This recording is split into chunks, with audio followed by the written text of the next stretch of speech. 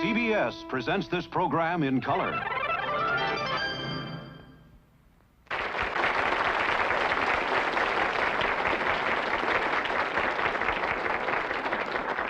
Welcome to our show. I think we've got a terrific show for you this evening. If this whole week has been any indication, I'd like to tell you who we have on. Two marvelous ladies, Miss Martha Ray and Miss Betty Grable.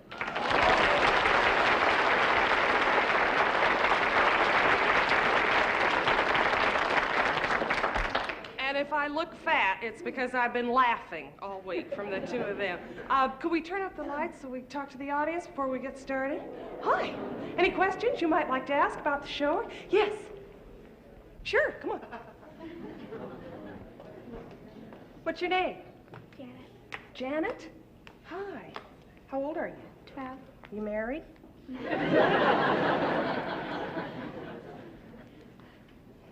Gee, we have the same color hair. No remarks, Pat. There you go. Thank you for asking. Yeah, one for my grandma. For your grandmother?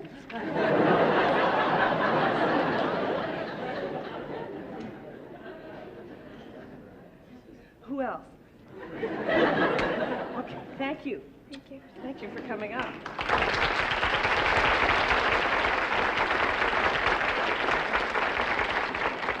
Is your grandmother there? Hi, Grandma. Welcome. Any other questions? Yes. Excusez-moi, est-ce que je pourrais vous demander la même chose, s'il vous plaît? We? I don't know what he said because I may be in trouble. Oh, thank you. Do you have a pen?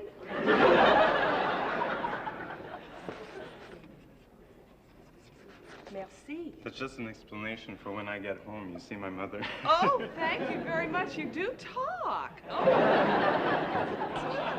Yes, sir. I just wondered how you chose your writers. Oh, well, actually, I think we have a stable of the best that are in television, and we knew quite a few of them from their work, and two younger writers that we have, we discovered off of a record album and hired them, and that's the way it comes about. I had worked with our head writer. He was the writer on the Gary Moore Show when I was on before, Mr. Rosen, and they're all just marvelous. I love them all very much. Thank you for asking. Yes, ma'am? Do you prefer a clean-shaven man to a man with a goatee? Do I prefer a clean-shaven man to a man with a goatee? I see why you're asking, because you're with that man there. I don't know. I haven't known that many men with goatees. I would say, as long as I shave, I think they should. Yes? What's your favorite food and how much of it do you eat? Enchiladas, about 12 at a time. Martha, come here and say hello. That's all right. Here.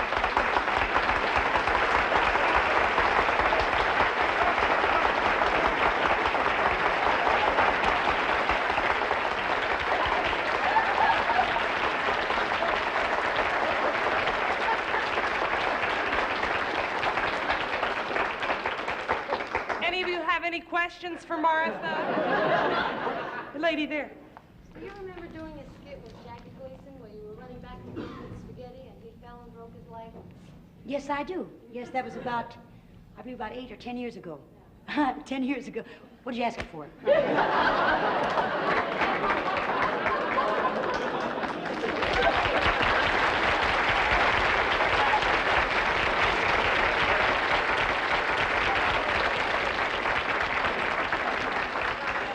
Yes.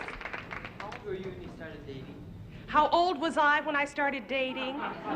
30 and 39, I guess. I was, I never really had many dates. Well, the first boy who asked me out was Asher Wachowski, and I was 3, but I didn't go because he was an older boy of 6. And, no, I guess around 15, 16 years old, about 10 years ago.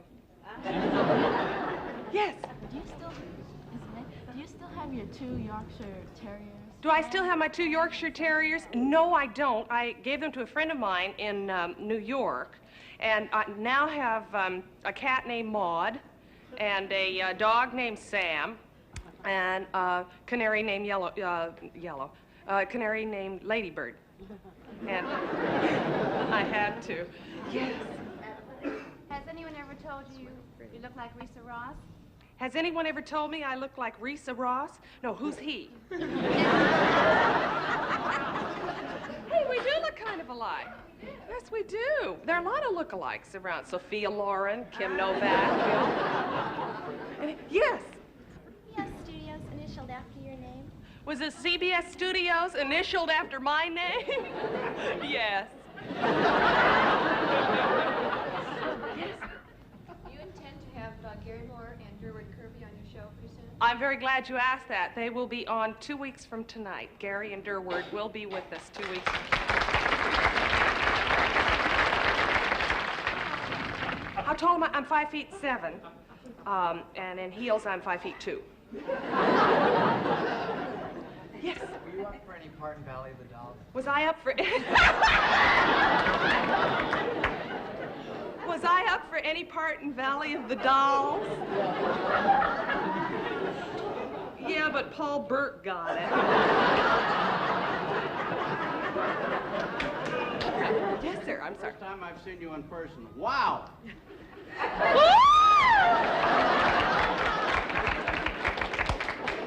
What you got in mind? I'll see you after the show, kid. Any other questions you might have? Okay, well, don't go away. We'll be right back.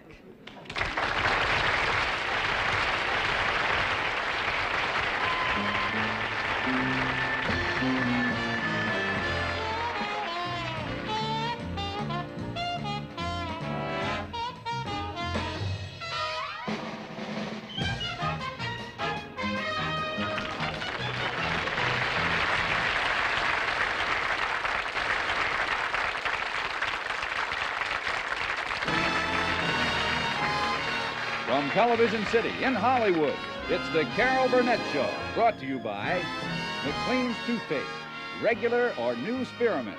2 ways to get your teeth irresistibly white.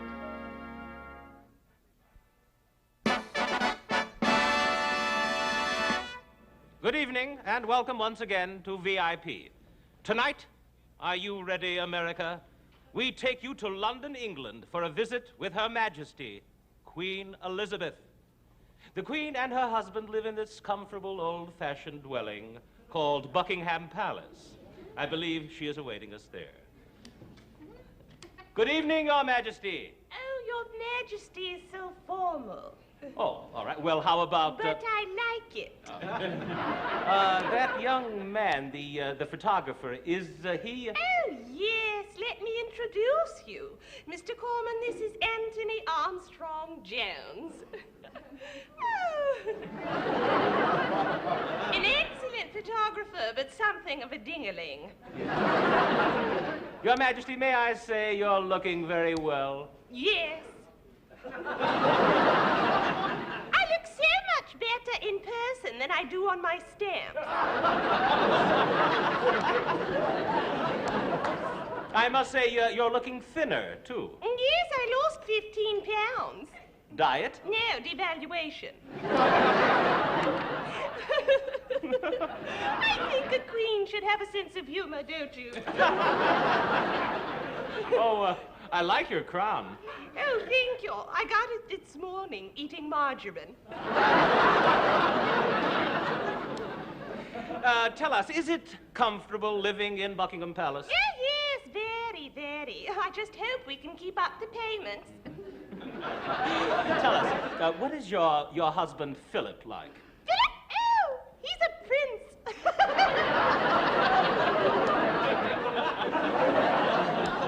Well, I was hoping that he'd be with you so we could talk with him. Oh, yes, it is rotten luck. Philip has just left on a tour of the entire empire. He should be back in half an hour. You and he are happy, aren't you? Yes, well, there's one thing you can say about Philip. What's that? He married well. Your Majesty, if things are so rough economically, how come your son, Bonnie Prince Charles, just got a Rolls Royce? Oh, well, he saved up for it out of his allowance. Oh, How long did it take him? 3 days. Your Majesty, may I ask, what kind of relations do you have with Charles de Gaulle?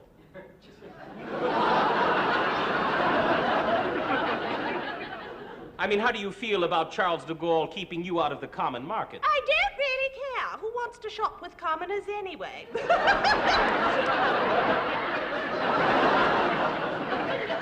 But Your Majesty, don't Oh, you... please don't get me wrong. Some of my best friends are commoners. Of course, I wouldn't want my sister to marry one.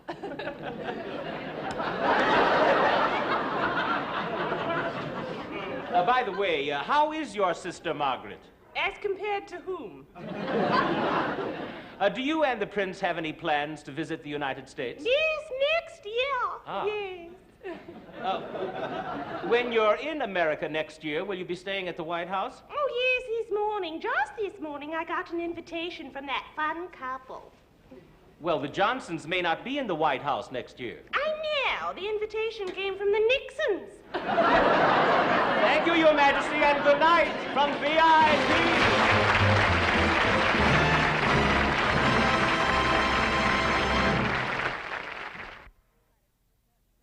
I'm really excited to present a marvelous gal and one of my favorite movie stars ever, the one and only Miss Betty Grable.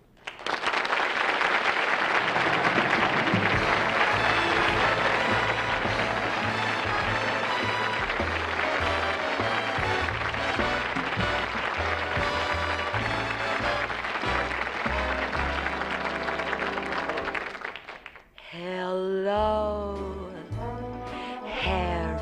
Well, hello, Louie. It's so nice to be back home where I belong. You're looking swell, Manny, I can tell. Danny, you're still crowing, you're still glowing, you're still going strong. I feel the room sway for the band's playing one of my old favorite songs from way back when. So bridge that gap, fellas, find me an empty lap, fellas. Dolly, you'll never go away again.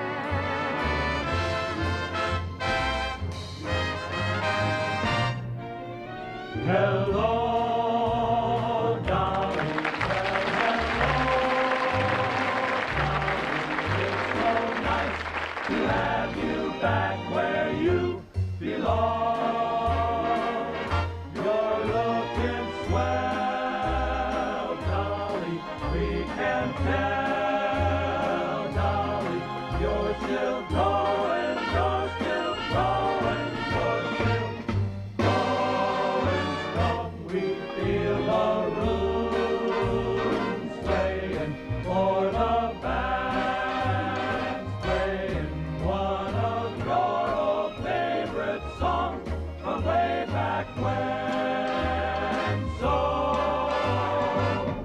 Wow, wow, wow, fellas. Look at the old girl now, fellas. Dolly, I'll never go away again.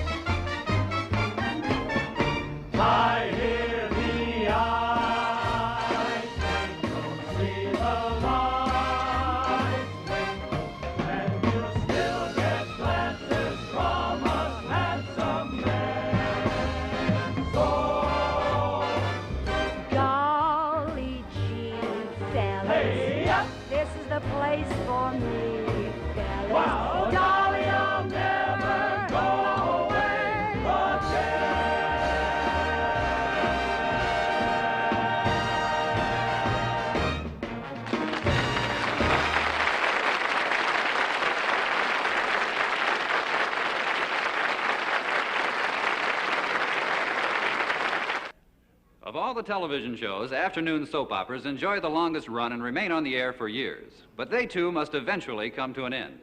Tonight, let's look in on the final episode of a soap opera winding up after 15 misery-filled, scandalous years. As the stomach turns.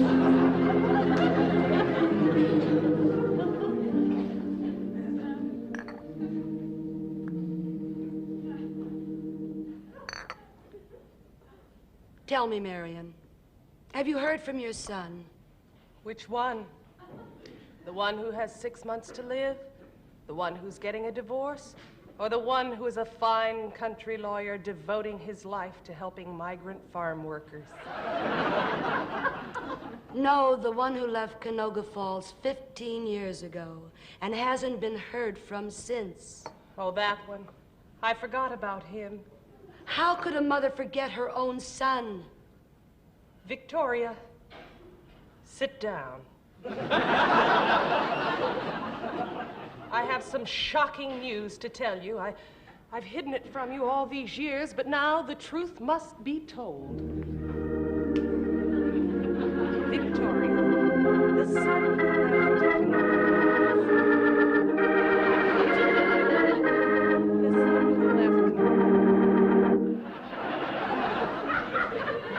Victoria, the son who left Canoga Falls is not my son.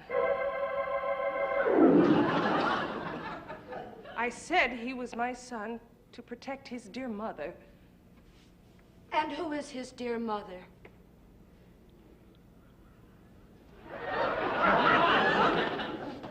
You are, my dear. Really? Truly. You mean it? Yes. But Marion. What? I never had a baby. Yes, you did, dear. You did. And then you got sick.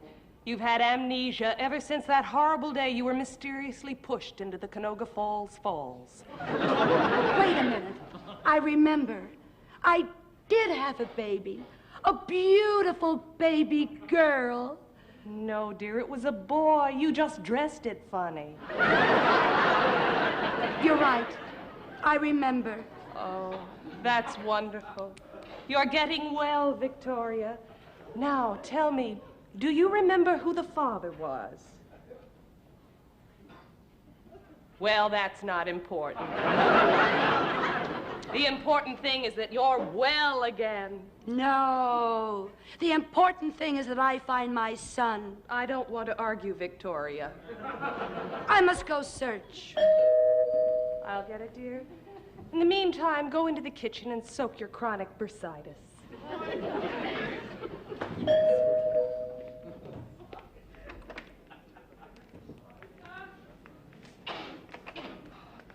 Why, it's Bob Baxter, the boy next door who we all thought would never walk again, but grew into a handsome athlete, mixed up in scandal after scandal. How are you, Bob? Fine, fine. Wonderful, wonderful. Come in, dear. Tell me, when did you get out of jail? Oh, just about 5 minutes ago. Wonderful. They found out after all these years that I didn't murder Natalie Carter. Wonderful. How did they find out? Well, Natalie walked into the sheriff's office and admitted she lied at my trial. Wonderful. That's wonderful, wonderful news. Sit down, Marion. I have some more wonderful news. Yes?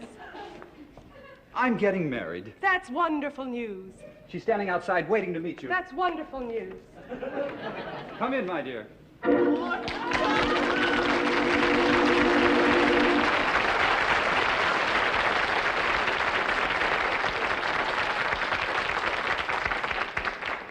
How do you do? Why, it's Connie Canoga, that no-good chorus girl who trapped wealthy old man Canoga, the founder of Canoga Falls, into marriage. Why, it's Marion Clayton, the frustrated gossip who I don't have to talk to anymore now that I'm a wealthy widow. Oh, but I will. Yes, I will.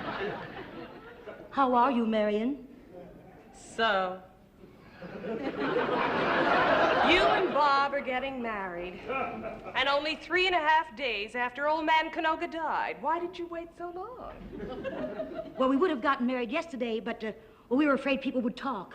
Well, I had another reason for coming by. Yes? I have news about your son.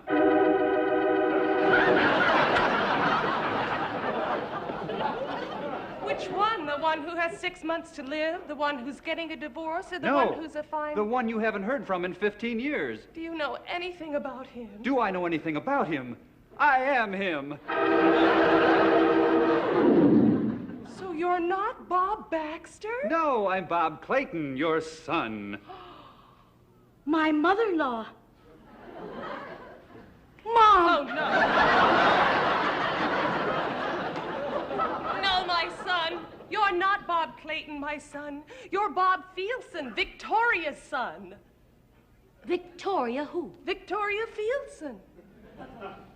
You mean that weirdo that has amnesia? Yes. But she has amnesia no more. Victoria, Victoria, come out. Your son is here. Son. Mom!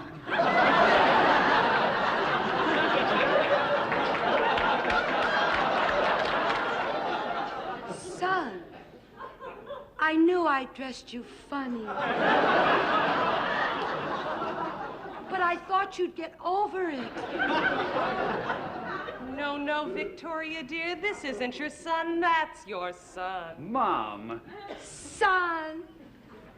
Mom! Will you knock it off? That's your mom! Mom! Stop. Stop pushing. This is the way you pushed me into the Canoga Falls Falls. Victoria, you mean you knew it was she all these years and you never said anything? Why?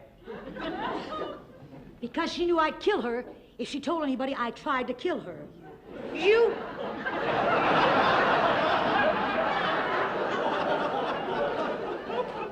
You tried to kill me? Why? Because Why? Why? Look, just one question at a time, you know? I'll tell you why. Sit down, Victoria.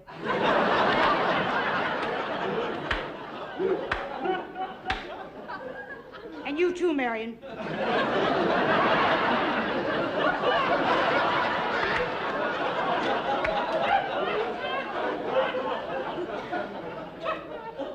Well, this is my story.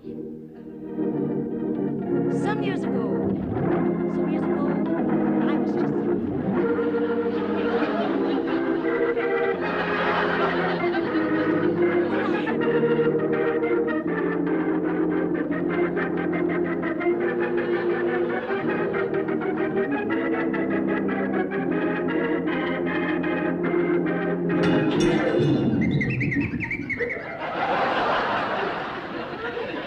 Years ago, I came to Canoga Falls penniless and poor. I was a dance hall girl. And oh, how I suffered. There was no dance hall in Canoga Falls. But it was then that I met Franklin Forbes. Franklin Forbes. Why is that name familiar? He was your husband. Oh, him. Yes, and I fell in love with him deeply, hopelessly, madly, passionately. I liked him a lot. But, oh, he fell in love with you, Victoria. Oh, yes, he fell in love with you, Victoria.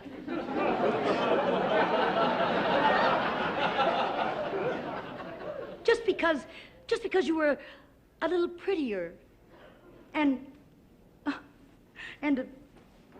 a little younger. That's not true, my dear. I was a lot prettier.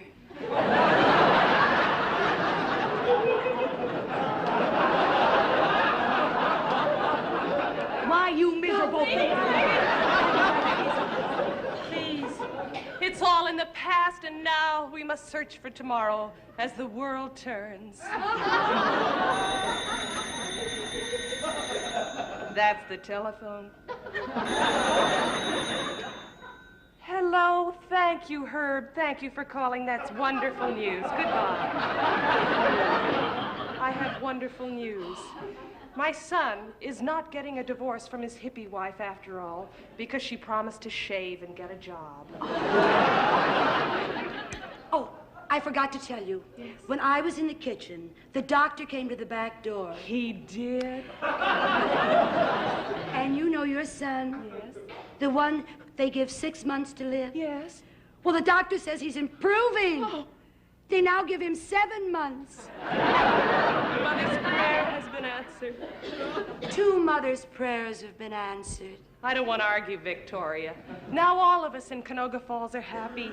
You, Victoria, you have your son and your amnesia is gone. And you, Bob, you found your real mother. And married for real money. And you, rich lady Canoga, you're the luckiest. Knock it off! You're the luckiest.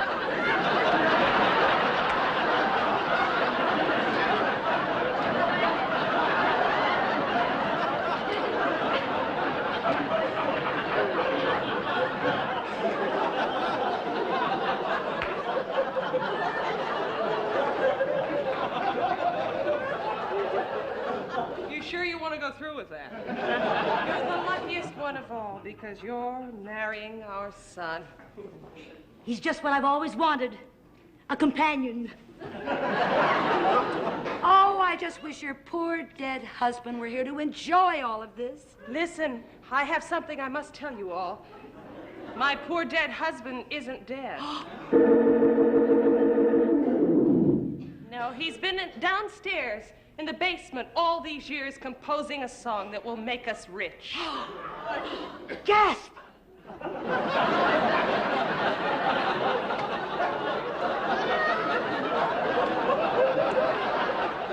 What a devoted man he is.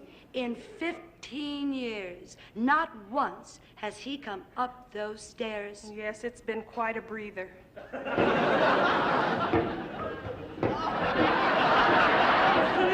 Darling! I finished the song. We're gonna be rich, man. Oh, that's wonderful, darling. Now we can leave crummy Canoga Falls. You can say that again. Sing the song, darling. That's wonderful. Sing the song for us all. Don't rush me. I've got plenty of time.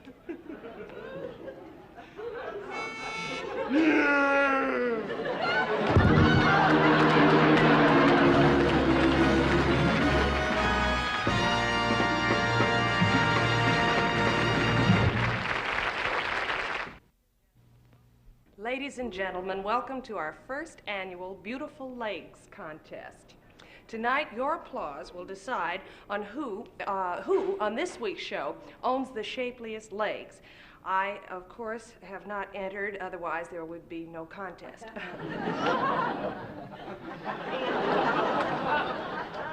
We've narrowed the contestants down to the final 5.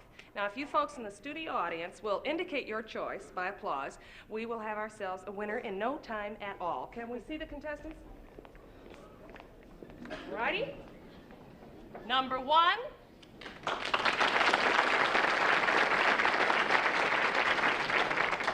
Number 2.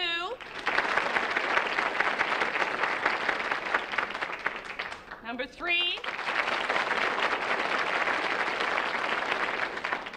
Number 4.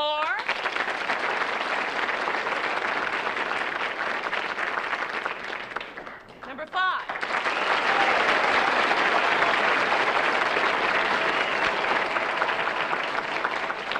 Evident that number 5 is the winner. May we reveal our contestants, please, for the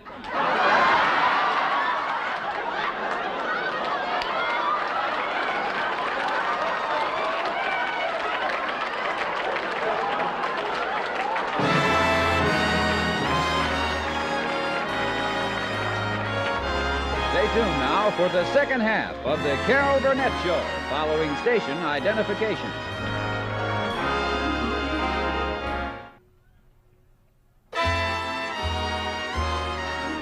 And now, back to the second half of the Carol Burnett Show.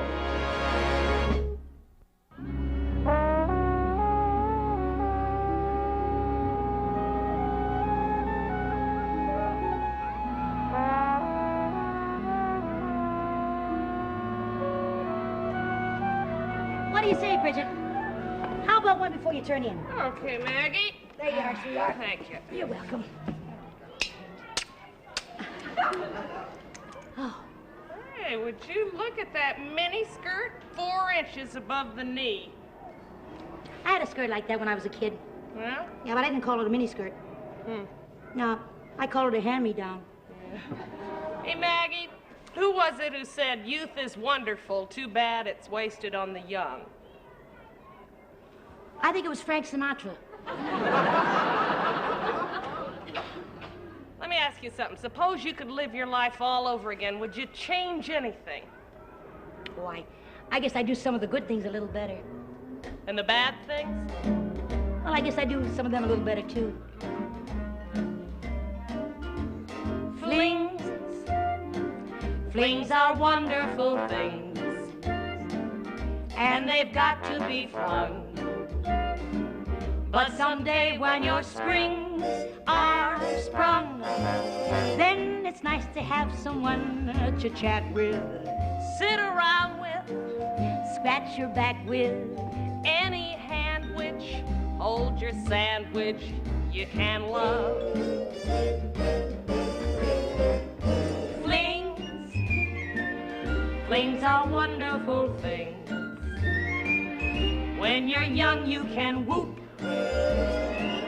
but someday when your feathers droop, then it's nice to have a bird to chirp with, have a beer with, have a burp with. Though it's quiet when you try it, gee, it's nice. When some Romeo would twinkle, why my skin just used to tinkle. Now just bring me Rip Van Winkle, and it's love. What they say is the truth. There is nothing like you. When you're right at your peak.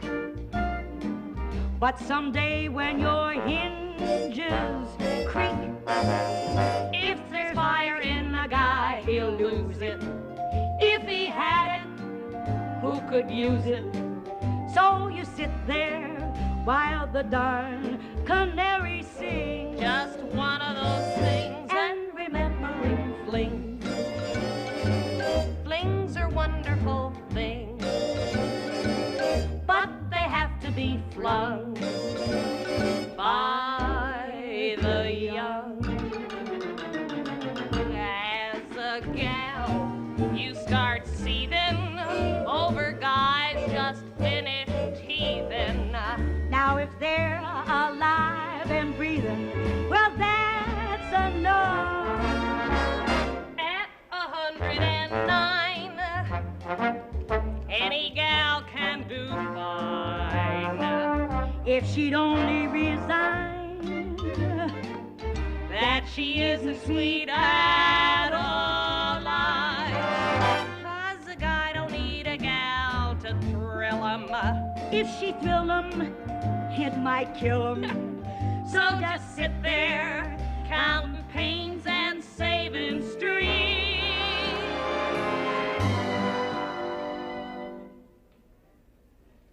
And remembering flings. Flings are wonderful things, but they have to be flung by the young. Cheers.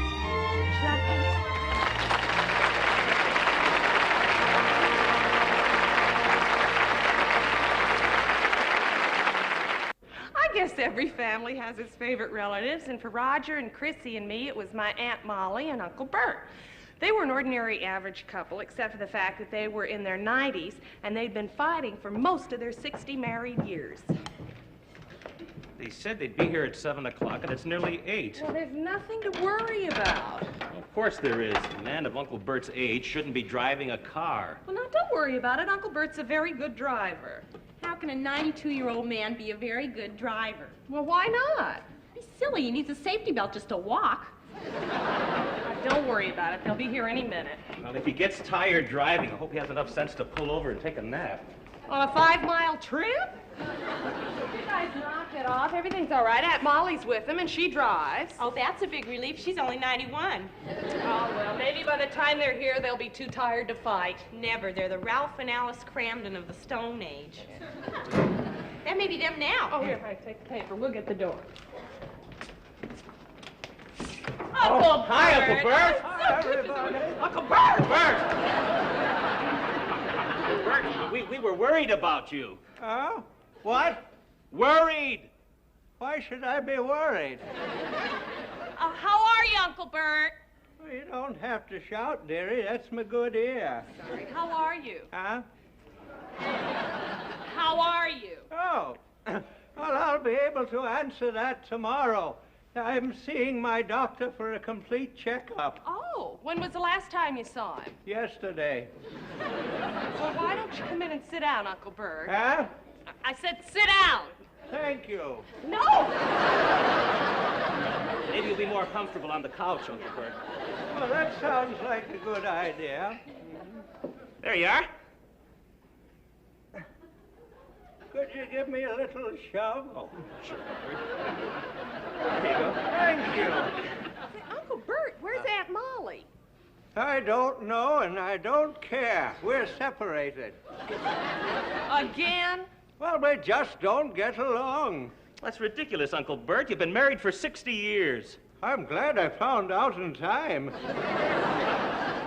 Well, where is she now? Oh, she's taking the bus over here, the dum-dum. For some reason, she doesn't trust my driving. You know, I'd better go over to the bus stop and wait for Aunt Molly. Do you want me to go? No, that's all right. I'll go. I'll be right back. What? Be right back! Where am I going? Nowhere.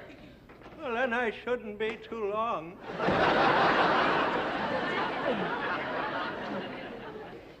Uncle?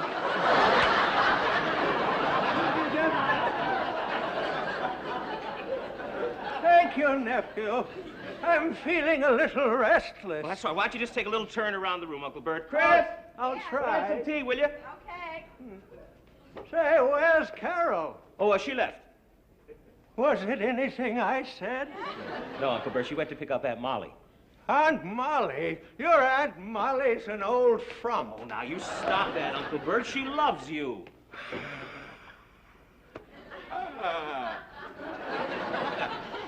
Do you know what she did to me yesterday? She protested against me. She what? Protested. She stood right in front of me and burned her Social Security card. Confound her anyway. Now, take it easy, Uncle Bert. Well, she makes me so darn mad sometimes. You know, I tell you, one of these days I'm going, uh-oh. Would you like to sit down, Uncle Bert? I thought I was. Right over here. Now, come right over here on the couch.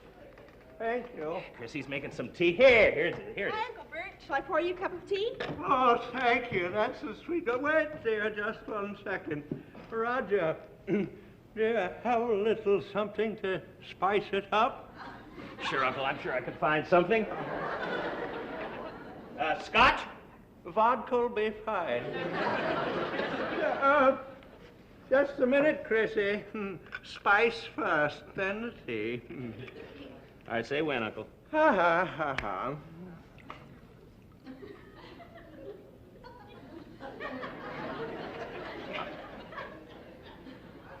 When? It's for my heart.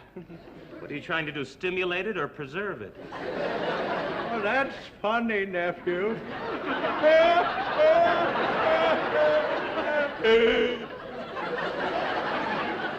You're a treat, Roger. Thanks, Unc. All right, Chrissy. There's no room. Well, then never mind. Well, arrivederci.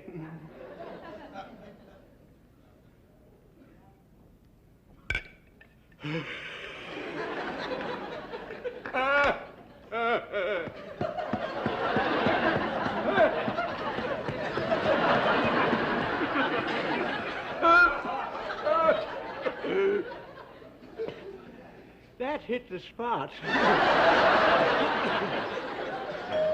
I'll get it. Aunt Molly! Hello, Chris. Is the old fool here yet? What was that? Oh, it's here. How are you, Aunt Molly? Oh, fine, honey. Not bad for a woman pushing 70. Ha! You been drinking tea again? Pushing 70. She's pushing about 20 years behind her. It's good to see you, Aunt Molly. Hey. Oh, don't kiss her, Roger. You'll get your lips all wrinkled. Look who's talking. Malcolm Medicare. Is that so? Well, there's a lot of fire left in this old ticker. That ain't fire, it's heartburn. Now, come on, take it easy. Where's Carol, Aunt Molly? I don't know. Is she here? No, she went down to the bus stop to meet you. Oh, well, I took a cab. I guess she'll come in when she sees I ain't there. Well, you should have waited for her. Oh, hush up, you fool. Here, will you tell the spirit of Sun City to take his medicine? Would you tell her to mind her own business? Uncle Bert, Aunt Molly, this is silly. No, nephew, that's silly. Oh, I'd like to give you a good piece of my mind. You don't have a good piece left. Now take your medicine. But it tastes awful. I know, but take it. Here, Uncle Bert. All right, darn it. Just wait till I get the bottle open.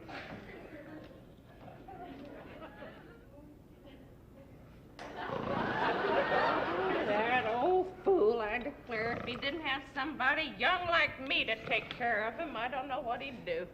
Let's let him take a nap. Come on, Chris.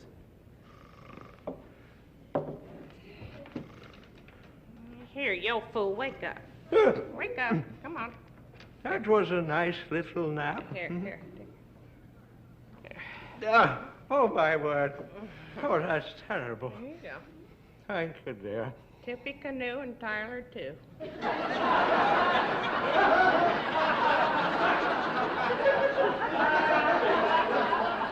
Who said that?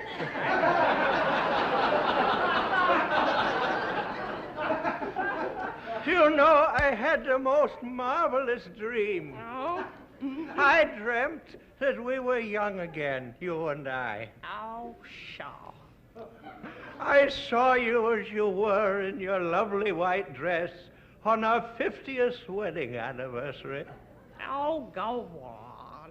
You were a pretty young thing back then. Well, you weren't so bad yourself. You're not still mad at me? No. How about little reconciliation kiss, huh? Dirty old man. I guess I am. Woo-hoo.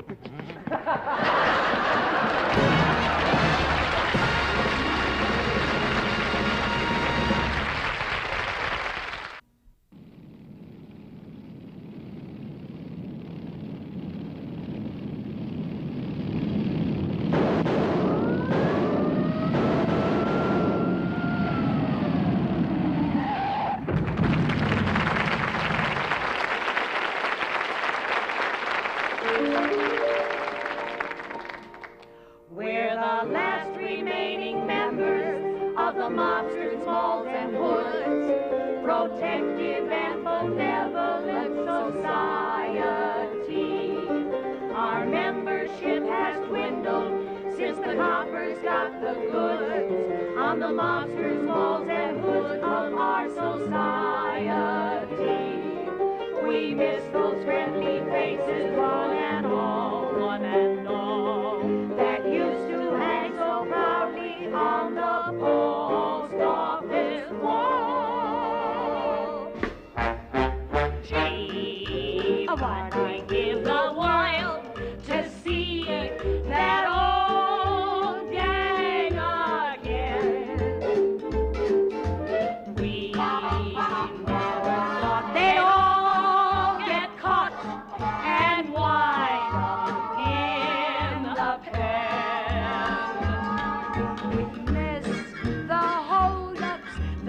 getaway ride. We miss the fun times with Bonnie and Clyde. They're gone now, gee. But we give a while to see that old gang again. The old gang, the old gang, the old gang is gone.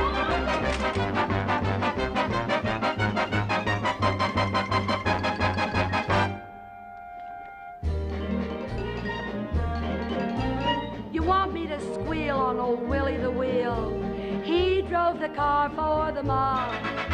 While we were out gunning, he'd keep the car running and drive us away from the job.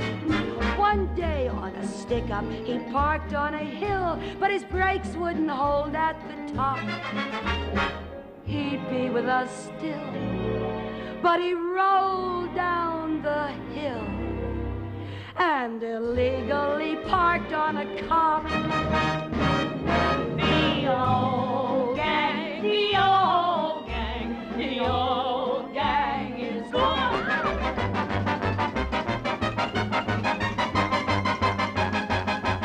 Don't touch me. The next one to go was old Artie Nouveau. He was the counterfeit king. The bills he made were of such high really grade, they looked just like the genuine thing. And at last he was ready to make an attempt to pass off the bills in a store. But his trouble came when, in exchange for a 10, he gave someone 2 trees and a 4. The old gang, the old gang, the old gang is gone.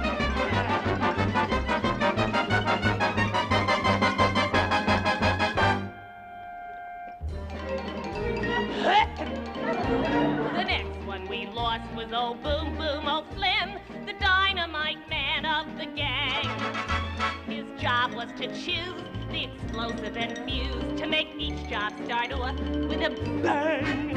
Then one day he went to knock over a bank by blowing a hole in the wall.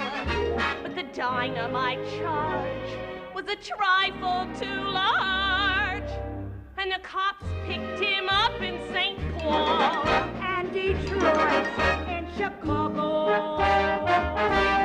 and Montreal. The old gang,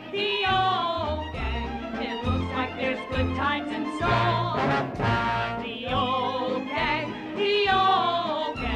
will soon be together once more. The old gang, will soon be together again.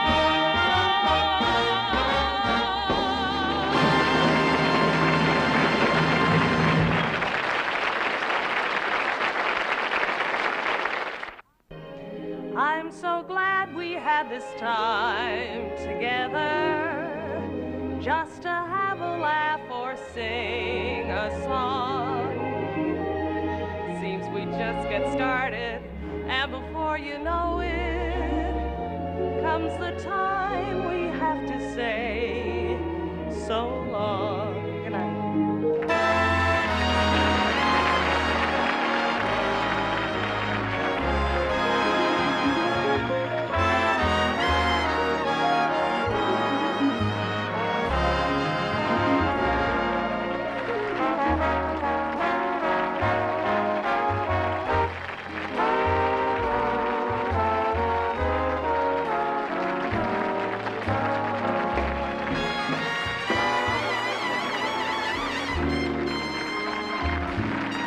The part of Uncle Bert was played by William Shallard.